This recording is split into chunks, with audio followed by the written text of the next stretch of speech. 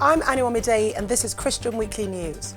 Lawyers have called for an investigation into former Archbishop of Canterbury, George Carey, alleging a cover-up of sex offending by a disgraced bishop following the recent release of Church of England files into the matter. The files detail the Church of England's internal reviews of the case of the Bishop Peter Ball, who was convicted and imprisoned for sexual offences last October. Mr. Ball was sentenced to 32 months imprisonment after pleading guilty to indecent assaults on 18 young men between 1977 and 1992 and misconduct in a public office. However, he'd been formally cautioned by police in 1993 for gross indecency, but was still allowed to return to ministry, though not as a bishop, by taking services in top public schools and attending scout functions. This is despite the recent files revealing that after the police caution, Lambeth Palace received 6 letters stating that he encouraged victims to pray naked, perform sex acts and share his bed. The letters were finally given to the police in 2012, the same year that one victim, Neil Todd, committed suicide. The present Archbishop of Canterbury, Justin Welby, has ordered an independent review.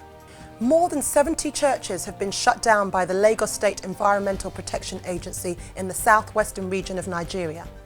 Lagos State is attempting to wipe out noise pollution by 2020 and have acted on noise complaints by neighbours. The process has been to hold a meeting with the stakeholders to discuss noise limits, but then to shut the churches down if the noise persists.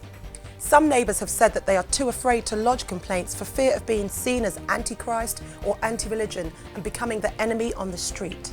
But in comparison, only 20 mosques and 12 pubs, hotels and clubs have been shut down under the same process. In other news, 32 members of the Church of England's Governing Synod have released a statement expressing their lack of confidence in the Synod's private conversations, known as shared conversations, on the topic of same-sex marriage.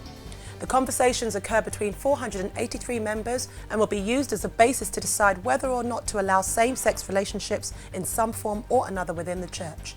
The statement attacked the process of the shared conversations, remarking that whatever their stated purpose is, the outcome has not led to a greater confidence that the Church will be guided by the authoritative voice of the Scriptures and its decisive shaping of traditional Anglican teaching.